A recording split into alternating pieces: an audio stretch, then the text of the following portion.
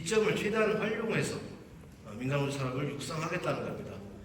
제주에서 위성을 쏘아 올리기가 가장 좋은 위치라는 거죠. 적도에서 가장 가깝고 발사각이 가장 제대로 확보될 수 있고 전파의 간섭, 공역의 제한이 가장 없는 곳이 제주이기 때문에 제주에서 위성을 발사한다는 게 그만큼 좋다는 얘기죠. 그 얘기는 반대로 얘기하면 우주의 공간에 있는 위성에서, 저궤도에 있는 위성에서 제주도로 관측하는 데에도 가장 용이하다는 얘기죠. 그래서 지상국 서비스를 제주에서 운영하기가 가장 좋은 거죠. 그래서 컨택이라는 우주기업도 용암해수 산업단지 옥상에서 시작했다가 지금은 한림읍 상대리에서 지상국 서비스를 운영해 나가는 거죠. 안테나를 12개나 운영할 생각을 갖고 있죠. 올해부터는 다시 100억 원을 더 투자해서 우주 체험을 할 수 있는 그런 공간도 새롭게 만들 생각입니다. 그래서 우주센터를 운영해 나간다는 것이 컨택의 그런 방향입니다. 그리고 여러분 다 누구나 보셨겠지만 하나시스템이 지난해 11월에 제주 중문 앞바다에서 정찰 위성을 쏘아 올렸죠. 대한민국 최초였고 그리고 그것을 온 국민과 함께 우리는 즐길 수 있었습니다. 그것은 앞으로 민간기업 차원에서 제주에서 계속 위성을 쏘아 올릴 수 있는 여건이 되는 거죠. 그러면 위성 자체는 하나 시스템이 필요한 위성, 그리고 정부가 필요한 위성이 있을 수 있고 민간기업이 필요한 위성을 계속 탑재할 수 있는 거죠. 그래서 수요는 계속 늘어날 수밖에 없다라고 생각합니다. 하나 시스템뿐만 아니라 또 하나의 발사를 할 수 있는 기업이죠. 페리지 에어로스페이스라고 2021년에 이미 한림읍 용술에서 소형 발사 시도한 바 있습니다. 그래서 올해 5월 달에 지금 다시 해상 발사를 준비하고 있고요. 거기도 마찬가지로 바지선을 이용한 해상 발사를 준비하고 있습니다. 5월 달까지 차질 없는 그런 발사가 진행될 것으로 기대하고 있습니다. 즉 이렇듯 컨택, 하나시스템, 그리고 페리지 에어로스페이스, SIIS 이런 위성을 활용하는 기업들이 계속 제주도에 오고 있고 제주도에 투자를 약속했습니다. 하나시스템은 하원 테크노 캠퍼스에 2025년까지 1,000억 원을 투자한다는 계획이고 그리고 직간접 고용 1,000명을 고용해 나갈 겁니다. 협력업체의 추가 입주도 계획되어 있고 페리지 에어로스페이스도 위성체를 조립하고 그리고 발사체를 조립할 수 있는 그런 공장 설립까지 지금 현재 타진하고 있다는 점 말씀드립니다. 그 다음에 관광형 UAM 사업은 어떻습니까? 제가 직접 미국 샌프란시스코를 가서 조비 에비에이션이라는 회사를 UAM 제조회사 오보에를 다 확인했죠. 왜 이 회사들이 제주에 주목하는 것이냐? 마찬가지입니다. 제주에 돈이 된다고 생각하기 때문입니다. 즉 부가가치를 가장 먼저 창출할 수 있는 지역이 어디냐? 아시아 태평양 지역에서 가장 먼저 부가가치를 높일 수 있는 곳은 제주라고 판단했기 때문입니다. 1,500만 명의 관광시장이 갖는 메리트는 그만큼 중요한 겁니다. 왜 구글 클라우드가 제주에 와서 저희 제주특별자치도와 MOU를 맺고 우리 아이들에게 AI 인재 양성 과정 프로그램을 진행하는 제주도가 시장이 된다는 판단 때문입니다. 여기에 우리가 주목할 필요가 있습니다. 세계적인 글로벌 기업들이 제주에 주목하고 있고 그 가능성 확인하고 있기 때문에 관광형 UAM 사업도 가능한 겁니다. 1,500만 명의 관광객 시장, 아까 우주산업과 비슷한 개념이죠. 공역의 제한이 없다라는 점, 그리고 전파 간섭이 적다라는 점 가장 중요하게 보고 있고 관광 시장을 가장 중요하게 보고 있습니다. 올해 10월달 정도면 기체를 빠르면 전라남도 고흥에 있는 UAM 실증 사업단지로 갖고 와서 실증 사업을 하게 되고 그리고 올해 내로 시범운행 지역이 결정이 될 것 같습니다. 그렇게 되면 우리가 지금 착실히 준비하고 있는데 제주가 시범운행 지역으로 선정이 되게 되면 2025년 내년에는 실제 시범운행을 할 수 있는 여건을 마련할 수 있다라는 생각을 하고 있습니다. UAM 사업도 차곡차곡 진행이 되고 있다는 점 말씀드립니다.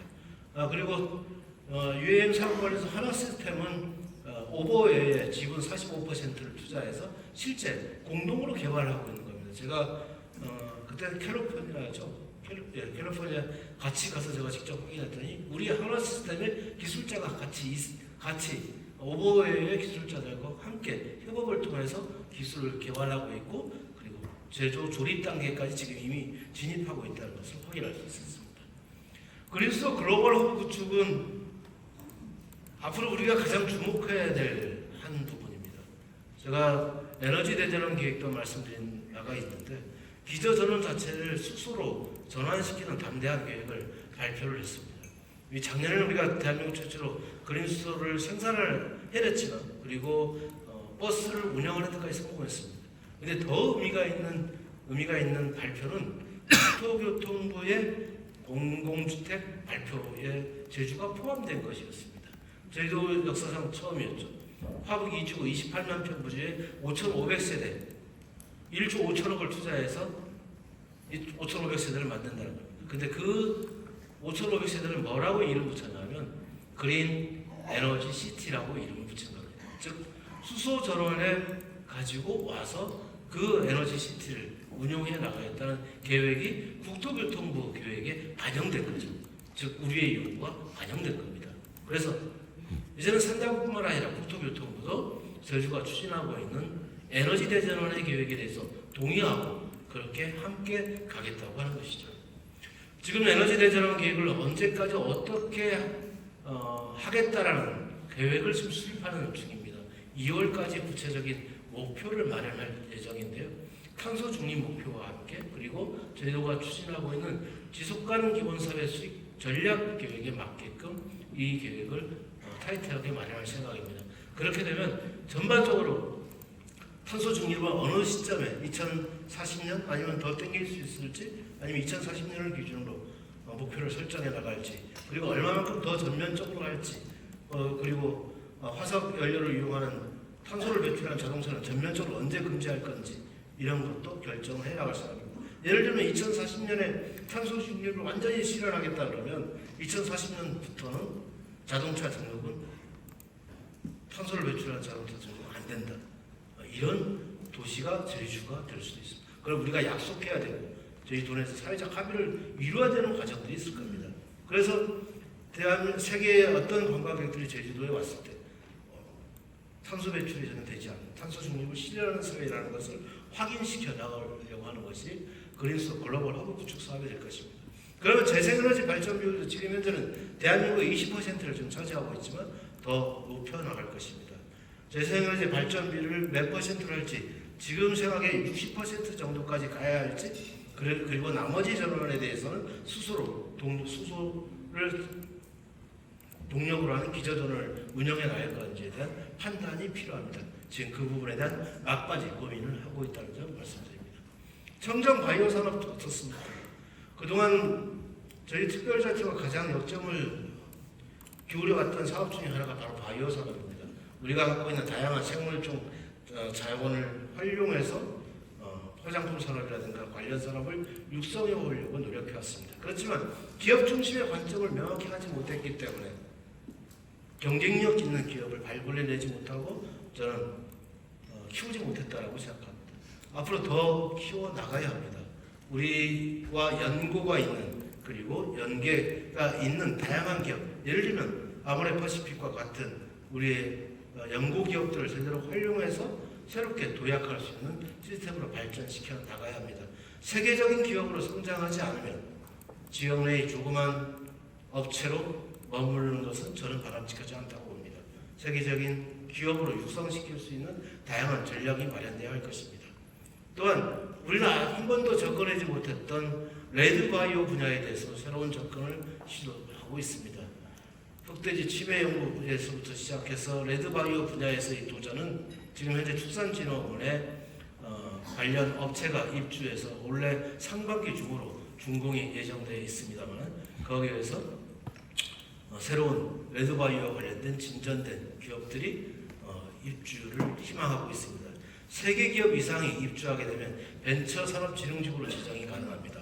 그런 작업도 착실하게 진행하고 있다는 점 말씀드리고요. 그리고 구자에 있는 용암해수 산업단지는 용암해수를 활용한 해양바이오 밸리로 계속해서 육성하게 될 것입니다. 지금 현재 이미 24개 기업이 용암해수 산업단지 해양바이오밸리에 입주하려고 문을 두드리고 있습니다. 내년에 올해 중으로 아파트형 공장이 용암해수 산업단지에 마련이 되고 있는데요. 그게 마련되면서 해양바이오밸리 육성을 위한 거점으로 육성해 나가겠다는 말씀을 드립니다. 기업하기 좋은 제주를 만들어야 된다고 저는 취임 이후에 쭉 일관되게 말씀을 드려왔습니다. 이유는 간단합니다. 제주가 지속 가능하기 위해서는 환경만 지켜서 제주의 지속 가능성을 이야기할 수 없습니다. 사람이 계속 살 수 있냐 없냐가 가장 중요한 문제이죠. 그러면서 사람과 자연이 조화로운 제주가 되어야 하는 것입니다. 그런 지속 가능성을 위해서는 사람한테 좀 더 집중해야 한다고 생각합니다. 여전히 제주도는 인구 감소 예상 지역입니다. 아직 2040년까지는 감소하지 않을 것으로 우리 통계청에서도 전망하고 있습니다. 그렇지만 그 이유는 조금 상황이 다르죠. 현재 입장에서는 20대 유출이 계속해서 가팔라지고 있습니다. 20대 유출을 막지 못한다면 인구 성장은 불가능한 것이죠. 제주의 지속 가능성을 이야기하기 어렵습니다. 그러면 20대 유출을 막을 수 있는 유일한 방법, 그건 뭐겠습니까? 좋은 기업이 제주에 많이 있어야 하는 겁니다. 좋은 일자리를 찾아서 서울로, 경기도로, 외국으로 떠나고 있는 실정 아니겠습니까? 그럼 좋은 일자리는 도대체 어떤 일자리냐? 좋은 일자리. 최소한 상장기업이었으면 좋겠다라는 게 20, 30대 청년들의 열망이었고 그리고 바람이었습니다. 그래서 그걸 실현시키겠다고 상장기업 20개 육성 유치를 전면적으로 공약에 내세웠고 지금 현재 아주 순항 중에 있습니다. 벌써 제주도 내 54개 기업이 상장 수요 조사에 응답을 했고 작년에 10개 기업이 상장 클래스 과정을 운영 수료를 해나가고 있습니다. 올해는 15개 기업이 기존 기업 10개 기업과 신규 기업 5개 기업이 새롭게 상장 기업 클래스에 참여하게 될 것 같습니다. 원래 2개 회사가 제주 향토기업이 상장 단계 예비 상장 심사에 돌입할 것으로 전망되고 있습니다. 그리고 2개 기업, 수도권 기업이 제주로 상장을 준비했던 기업이 제주로 이전을 희망하고 있고 원래는 4개를 지금 목표로 뛰고 있다는 말씀드리고 2026년까지 그러한 일들이 실현될 수 있도록 최대한 노력을 하도록 하겠습니다. 이것을 만들기 위해서 지금 현재 자금 지원을 방법을 모색하고 있는데 기업혁신 벤처펀드가 1278억인데 이것은 대구 그리고 광주, 제주가 함께 펀드를 연대해서 조성하는 것입니다. 3분의 1까지는 되지 않는다 하더라도 300억 정도의 투자 펀드는 우리 몫으로 우리 기업들에게 투자가 되지 않을까 그렇게 기대하고 있다는 점 말씀드리고요. 그리고 상장기업 육성 펀드는 저희도가 독자적으로 상장기업 육성을 위해서 기금을 마련하고 있는 거예요. 올해부터 이미 마련이 되고 있기 때문에 300억 기금 규모로 하겠습니다. 그러면 이 두 가지 합치게 되면 600억 규모. 그 다음에 지금 제가 지난주에 일본에 가서 발표했던 한일 제주 공동투자펀드 이것은 일본에 있는 기업이 저희 창조경제혁신센터와 연계해서 제주에 있는 기업이 일본에 진출하기를 할 수 있도록 돕는 역할 그리고 제주에 있는 기업들이 상장할 수 있을 때 도울 수 있는 역할 또 일본에 있는 기업이 제주에 진출했을 때 도울 수 있는 방법 이런 방법으로 한일 제주 펀드를 운영할 생각이고 10억 엔을 투자할 계획입니다. 그러니까 아마 빠르면 다음 달 정도에 제주 와서 이 한일 펀드와 관련된 계획을 발표할 수 있도록 준비하겠다는 말씀드립니다. 최근에 진행하고 있는 것이 기회발전 특구, 스마트 그린 산업단지 여러 가지 새로운 산업단지를 이렇게 고민하고 있습니다. 이미 발표했던 학원 테크노 캠퍼스 외에 용암해수 산업단지를 확대하는 해양 바이오밸리를 육성하는 그리고 새로운 에너지 관련 기업들의 산업단지를 만들 생각으로 스마트 산업단지를 지금 현재 용역을 진행하고 있습니다. 특정 입지를 확정했고요. 구체적인 용역안이 발표가 되게 되면 그 입지에 대해서도 발표를 할 생각입니다. 지금까지는 기업하기 좋은 제주를 위한 일관된 정책 기조의 흐름 속에서 이런 산업단지를 더욱더 추가적으로 확보하고 있다는 말씀을 드립니다. 물론 JDC에서 추진하고 있는 제2 첨단 과계단지 사업도 충분히 중심에서 역할을 하게 될 것입니다. 그렇게 되면 이렇게 저희도가 추진하고 있는 산업단지와 JDC가 추진해왔던 첨단과기단지 이런 부분들을 총합해서 기회발전 특구로 지정하는 방안이 모색되고 있습니다. 최대 범위는 200만 평 범위 내에서 한 곳만을 얘기하면서 다양한 지구가 포함될 수 있기 때문에 저희도가 추진하는 주요 거점 산업단지, 과기단지는 기회발전 특구로 하나로 묶어낼 가능성이 매우 높습니다. 그런 방식으로 이번 윤석열 정부에서는 지방정부가 구상하는 대로 그렇게 가겠다는 것이 기본적인 전략 방침이기 때문에 충분히 가능하다 이렇게 생각합니다. 최근에 가장 또 제주에서 인기를 끌고 있는 게 워케이션입니다. 주로 대기업들이 사내복지 차원에서 아직은 소수 인력을 진행하고 있습니다만 제주에 2주간 프로그램을 요즘은 많이 운영을 합니다. 그래서 20, 30대 신청자를 받아서 제주에서 일하고 쉴 수 있는 프로그램을 진행해주고 있는데 대단히 호응도가 높습니다. 대상그룹에 근무하고 있는 직원이 구자 세와 있는 질그랭이 센터에 와서 일을 했는데 제가 면담을 하러 간 적이 있습니다. 간담회를 갔는데 대상그룹은 서울 종로에 사무실이 있거든요. 자기가 취직해서 지금까지 가장 행복한 시간을 지금 제주 워케이션을 하면서 보내고 있다. 이렇게 얘기를 합니다. 대한민국의 청년 문제를 해결할 수 있는 방법이 바로 저는 워케이션에 있다고 생각을 합니다. 작년에 한 해 저희도에서 워케이션에 참여한 인구만 해도 10,000명입니다. 저는 이 10,000명을 10만 명까지 늘릴 생각입니다. 그래서 실제 워케이션 자체가 수도권 기업 이전으로 옮겨질 수 있도록 그리고 워케이션 자체가 제 지역 경제가 활성화되는데 기여할 수 있도록 그렇게 전면적으로 확대해 나가야 한다는 생각을 갖고 있습니다. 제주도에는 국가기관 그리고 저희도가 소유하고 있는 각종 공공기관 모두 다 이 워케이션에 어떻게 협력할 것인가 이 워케이션 프로그램에 어떻게 참여할 것인가 함께 고민해 주어야 합니다. 공간 너무너무 많습니다. 제가 볼 때 부족하지 않아요. 충분히 우리가 해낼 수 있다고 생각합니다. 일본과도 이런 워케이션 문제에 대해서 협력의 방안을 더 많이 고민했으면 좋겠습니다. 관광의 질적 성장이 돼야 됩니다. 지금 현재 가장 어려운 부분은 단순 관광으로 제주 관광을 바라보는 시각입니다. 저는 매일매일 신문 기사를 보면서 혼자 싸우고 있습니다.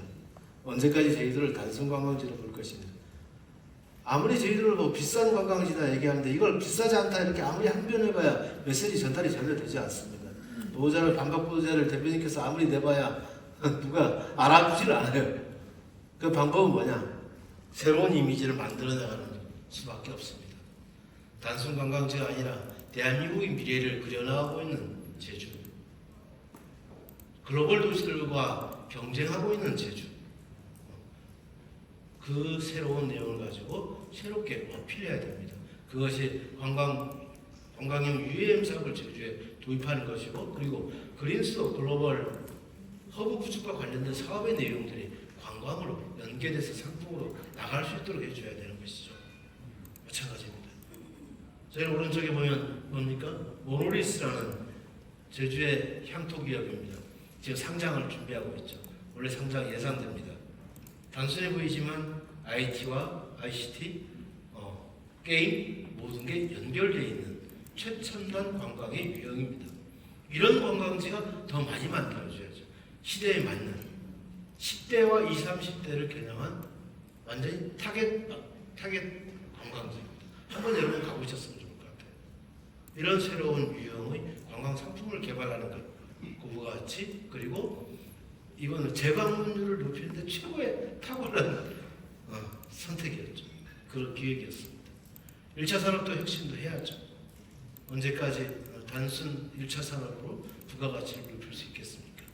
지난해 다행히 광귤 산업이나 수산업 1조 3천억 이상을 다 올려내면서 각 부분의 성장을 도왔습니다. 그렇지만 이제 고부가가치 산업으로 전환시키지 않으면 안 되는 그런 중대한 시점이 있다고 생각합니다.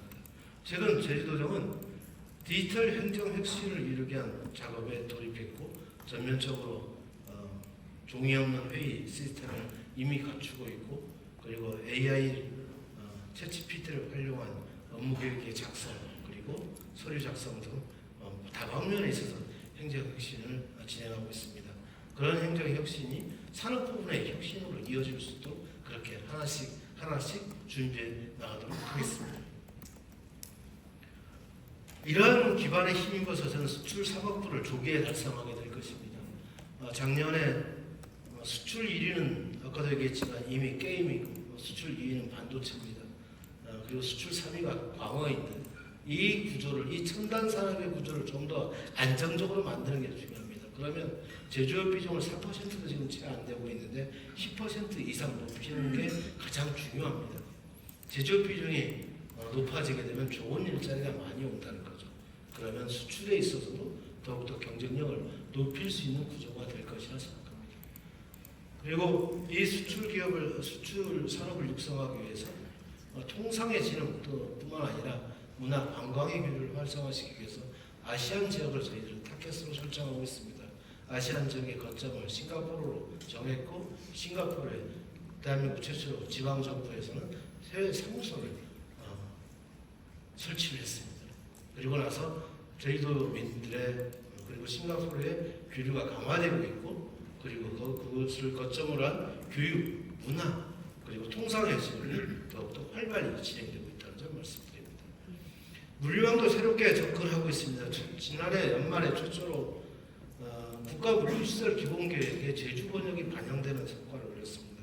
지금까지는 국가물류시설 기본계획은 한반도를 중심으로 했지 이 한반도 이외의 섬지역에서는 접근해보지 못했습니다. 처음으로 제주 번역이 포함되어 있고 그러면 이 제주 번역과 한반도 내 물류시설 기본계획의 접점 저희들은 전라남도 고흥군 녹동항을 선택을 하고 있습니다. 고흥 녹동항에 물류시설 전진기지가 제주와 연계돼서 설치가 되게 될 것이고 그렇게 되면 물류의 효율화와 집적과 이런 부분들이 진행되게 될 것입니다. 새로운 접근을 하고 있다는 점 말씀드립니다. 아까 오전 일부에서 말씀드렸던 에이펙 유치도 제주의 경제의 체질 개선 그리고 혁신을 위한 아주 중요한 수단이 될 수밖에 없다는 점을 강조하고 싶습니다. 반드시 유치될 수 있도록 좀 더 많은 관심과 성원을 부탁드립니다. 이상 마치겠습니다. 감사합니다.